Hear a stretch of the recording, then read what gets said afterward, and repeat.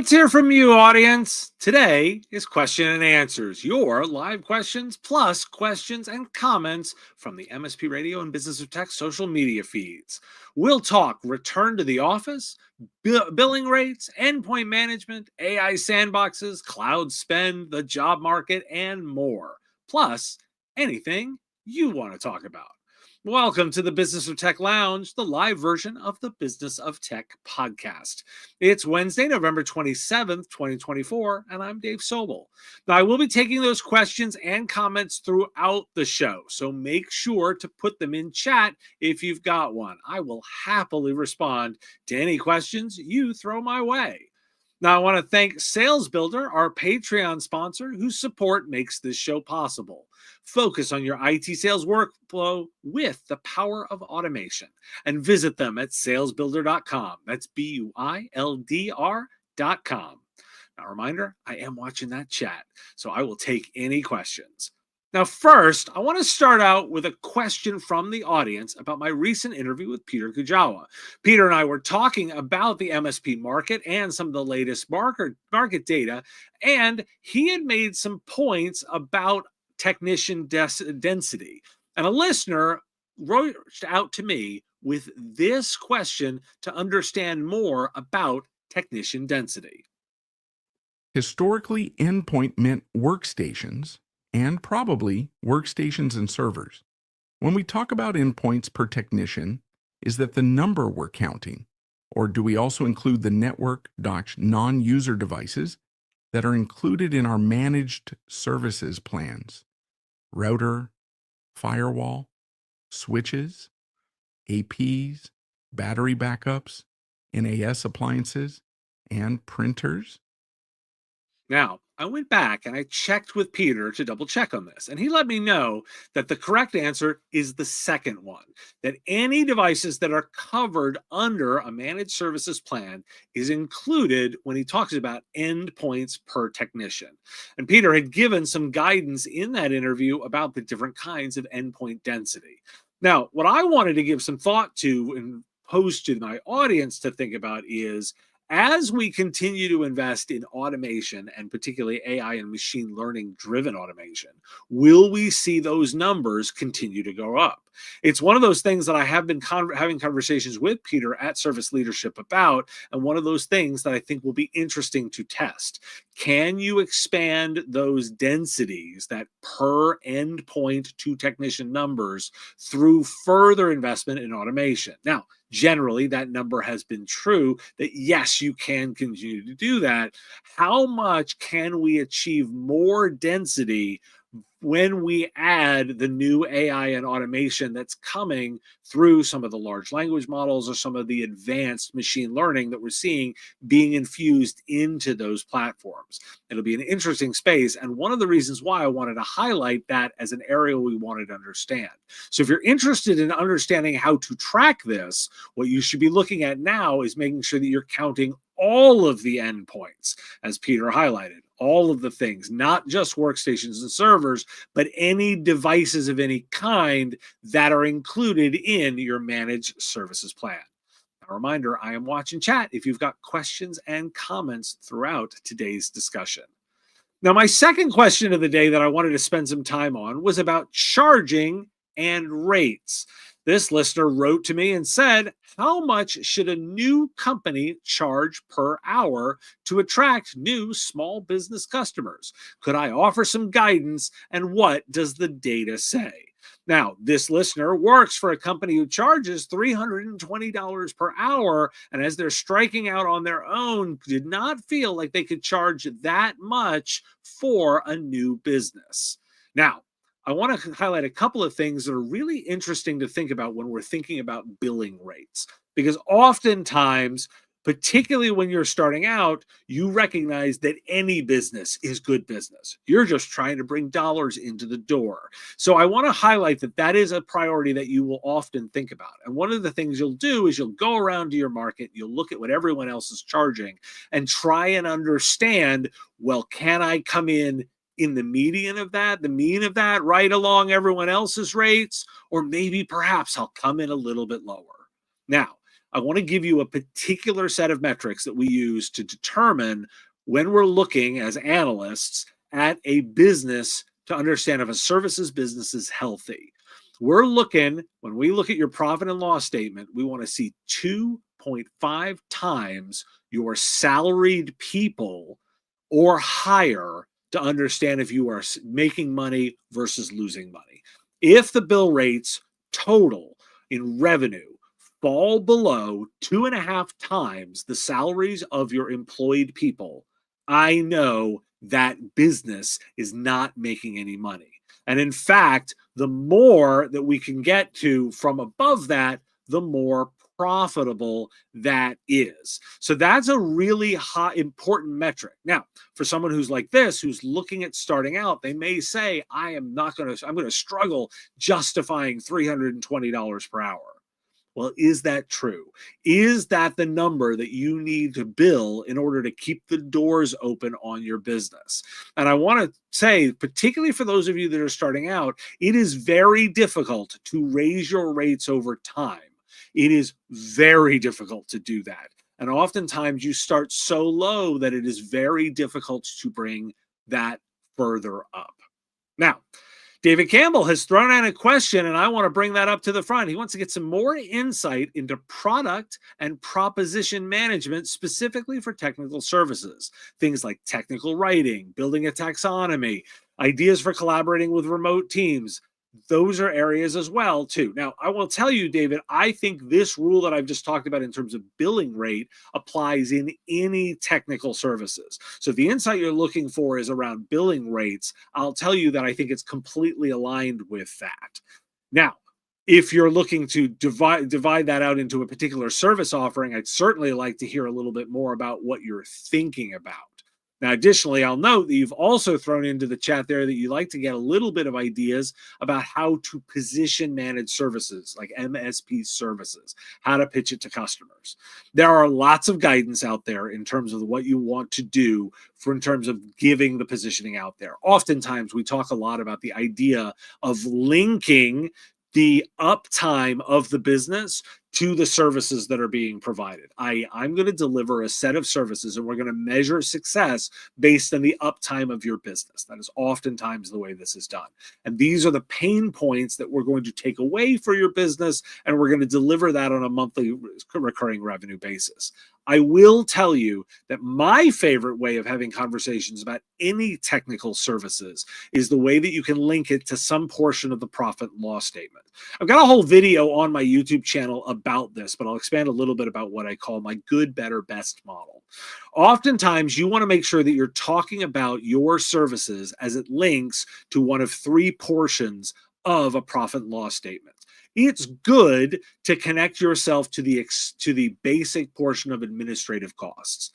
Hey, Mr. Customer, I understand that you need to keep the lights running, and we're going to make sure that we do that, and we're going to be included in your administrative costs, and we're going to link ourselves to that portion of the profit and loss statement, and we're going to help you there. It's better if you can start talking about the things that you do with your services that reduce the cost of their delivery.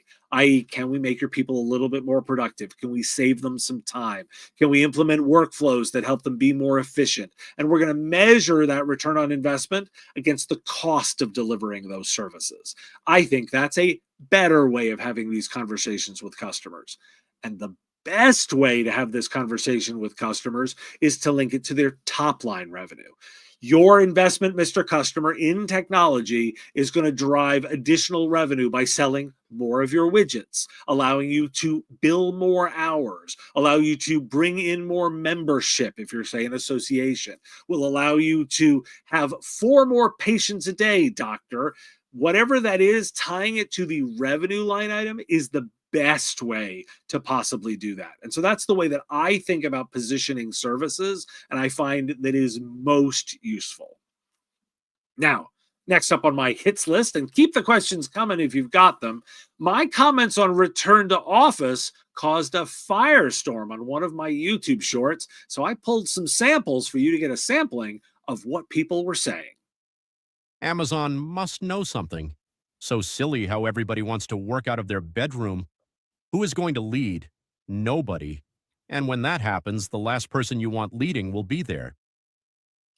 This is a bad move that will cost Amazon its best employees. Already, some of the best tech companies have moved to a fully remote setup because tech is results-driven. You commit to work at the beginning of a sprint, and you either deliver by the end of the sprint or you do not. If you deliver high-quality work on time, nobody cares how you got that output. If you do not, you're fired. The only people who think that you need to have tech workers in the office to get results are old people with outdated mindsets. As long as online video calls, Zoom and Teams meetings are banned, and everyone has to physically be at the meeting.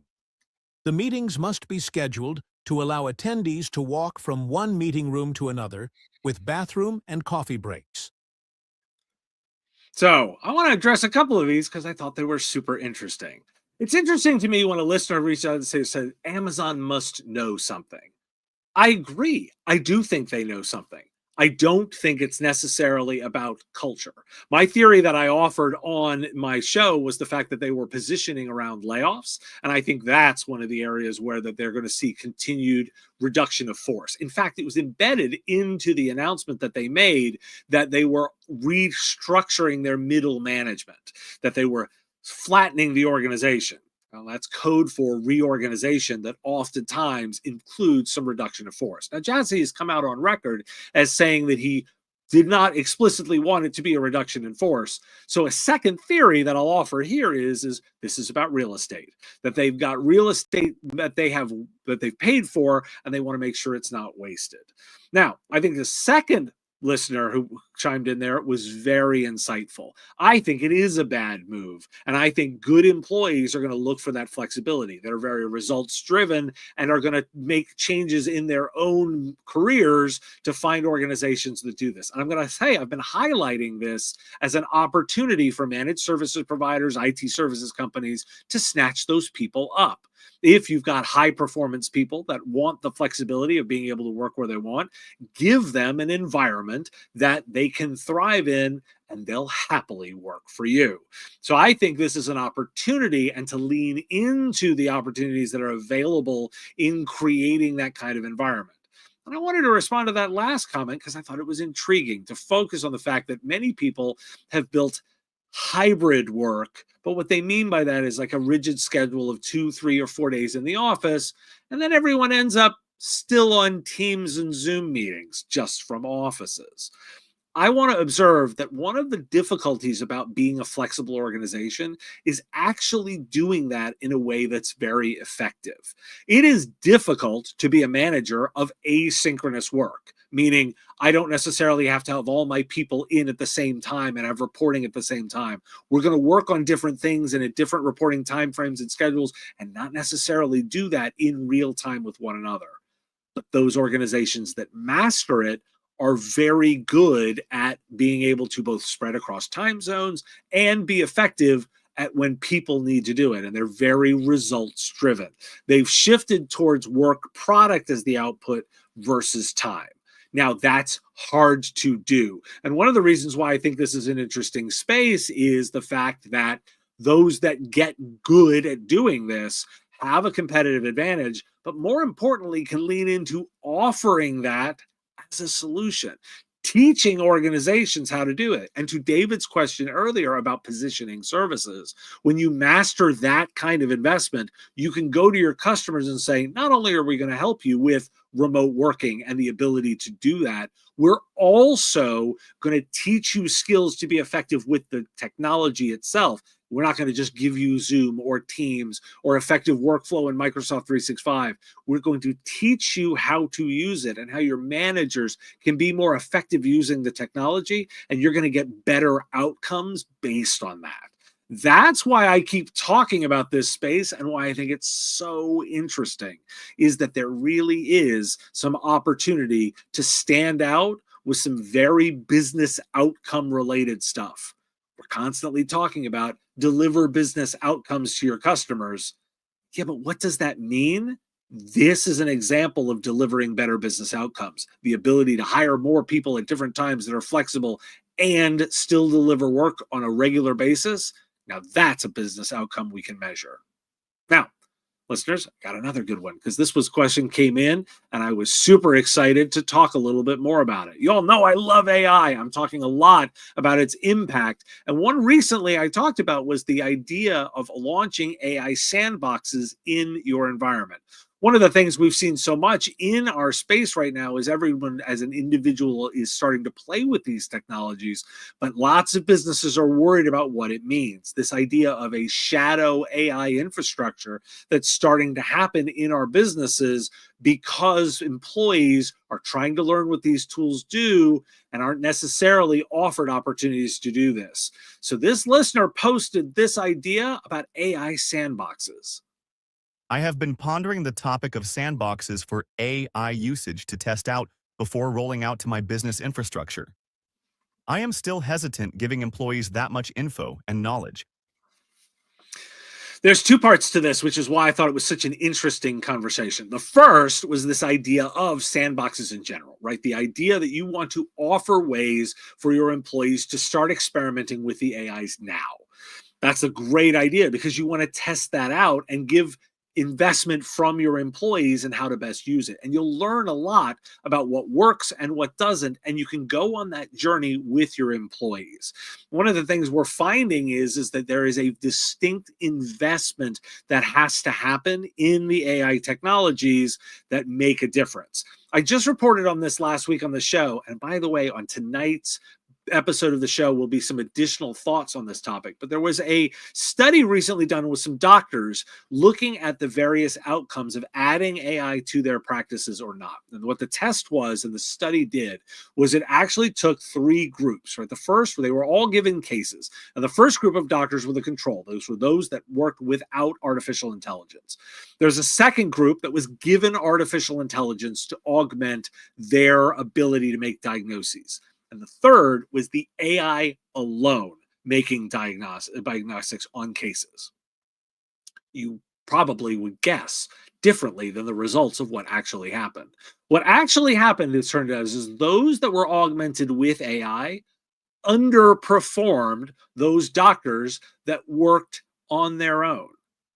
But the best case was the AI working on its own. It actually did a better job of diagnosing the cases and providing good insight. So what's our insight into this? It's actually around the idea that there is algorithmic bias built into us as humans.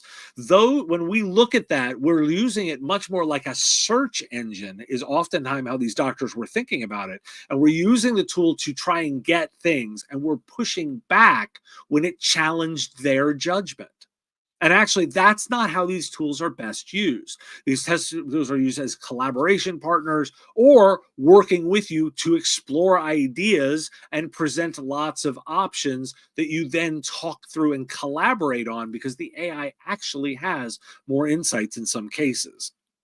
Which brings to the second portion of this, which is an interesting culture portion.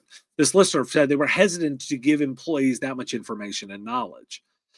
I'm going to offer that in some cases, you're going to have to start really understanding and thinking about your data structure and what you're protecting and what you're not. It's my general experience that broadly, many business owners protect far more information than they actually should. That ultimately, there's a lot less that is actually proprietary information than most of us think. And if we can actually provide more insights and more data to our employees, they can make better decisions and they can act on that with better information. And if we're holding information back, do we have a governance problem? Do we have a security problem? Are we concerned about leakage? What is the downside of giving that? And I would offer to that listener that one of the things that you're going to want to really think about is why are you hesitant and what are the outcomes that you're concerned about? In fact, interestingly, it seems like you're more concerned about giving it to your employees than to the algorithm itself. That's a particularly insightful thought to say, why am I concerned about this? It's also why I'm incredibly excited about the idea of AI governance as it relates to our space. One of the things that I keep talking about is data governance as a precept to being effective with AI.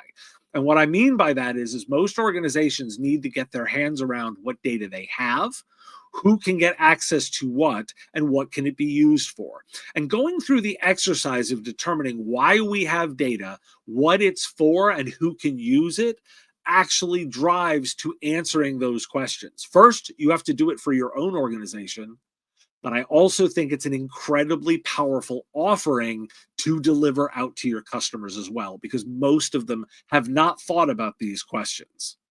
Now, I'm going to keep going here. And a reminder, I'm watching chat. I want this to be interactive. I know I've got several of you all watching. Would love to answer any of your questions as they come up.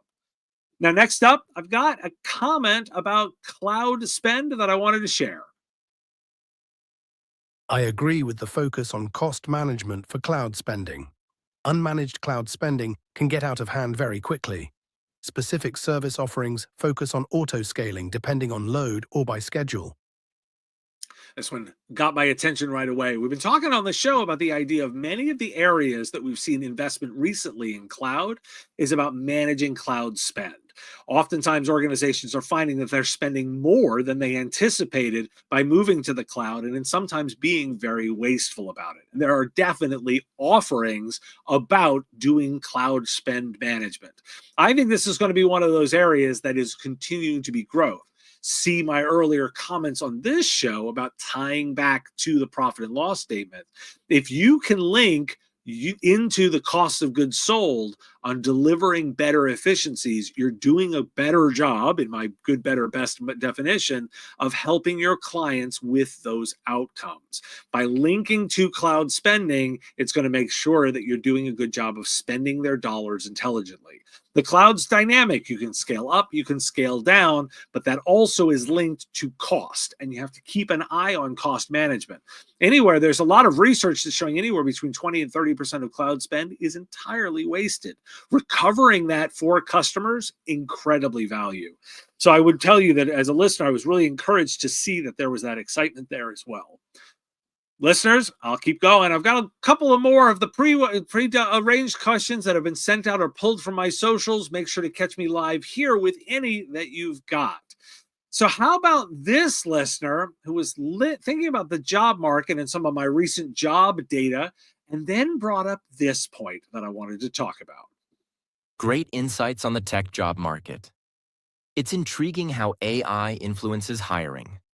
I recently started using AI for professional searches, and it's been incredibly efficient. It simplifies finding job postings and company insights without the hassle of navigating through multiple platforms. There's the insight, everyone. It's about using the technology to consume more information, process it better, and present it back in terms of the way that you can consume it and then execute on it. By able to now eliminate the navigation through multiple platforms, this listener is the one leveraging it in order to get information better. And I found that to be particularly useful and insightful, and it's why I wanted to bring it to you. I actually will say that one of the things that worries me a little bit is the idea of using AI to process job applications entirely, where we've removed humans from the loop. But in a scenario like this, where we're actually presenting humans with more information that they can then execute against, I think that's a great application of the technology. And what we're finding is that the best that have done a good job of figuring out that way of augmenting humans effectively is making the big difference. Again, back to that doctor's research, it's not necessarily about giving them tools. They have to understand how it's used, and it isn't just an amplified search engine. If anyone tells you that AI is autocorrect on steroids or an advanced search engine, they aren't necessarily using it correctly. Now, I've been going on and on. If you've got a question, I've got a little time here to answer those before we wrap up today. I've got all through my additional ones, and I will tell you that I do keep an eye on all my social media feeds to get opportunities to interact like this. If you ever watch one of my shows or you're watching the recording, besides the ability to send in a question at mspradio.com, you can also post on the social media feed of your choice. In particular, I keep an eye on my LinkedIn feed as well as my YouTube feed. Post there, and I will not only post there, but I may bring it into one of these question and answer sessions. This has been great fun. I'll be hanging out for a little while longer, but I want to preview an episode that's about to drop that I think you're going to be very interested in.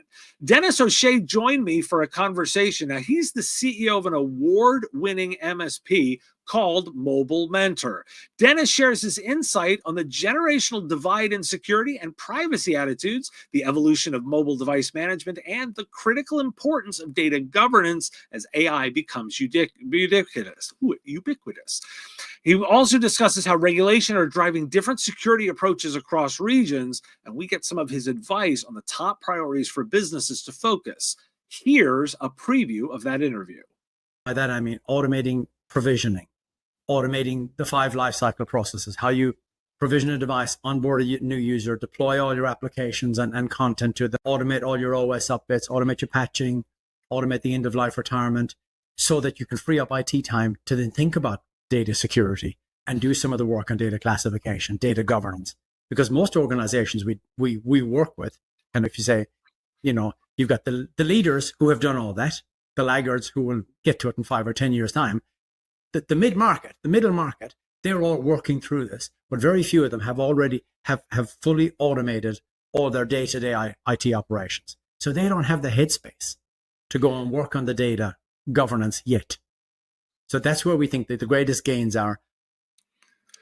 I was excited to hear that he was thinking the same way that I was around data governance. Now, my Patreon supporters already have this if you want to listen right now. It'll drop on the weekend on YouTube and the podcast feed. If you're interested, I really encourage you to listen. Visit patreon.com/MSP radio for more. And David, thank you for listening. I really appreciate it. I'm glad you love the show, and think up those questions for the future. If you're interested, you can always send in questions at question@mspradio.com. Now, I want to thank Sales Builder, our Patreon sponsor, whose support makes this show possible. Focus on your IT sales workflow with the power of automation and visit them at salesbuilder.com. That's BUILDR.com. Vendors, you too can get your name mentioned on the live show. It's a simple monthly subscription. Visit patreon.com/MSP radio for more. And listeners, you can support the show. Like, share, and follow on your favorite platforms. Support directly on Patreon with our Give What You Want model, and you set what you think the content is worth. And you get access to all my videos early. And like David, if you've got a question and you want to bring it to me, you can send in a question if you're listening to the recording to question@mspradio.com. Thanks for joining me today for the Business of Tech Lounge, and I will see you next time.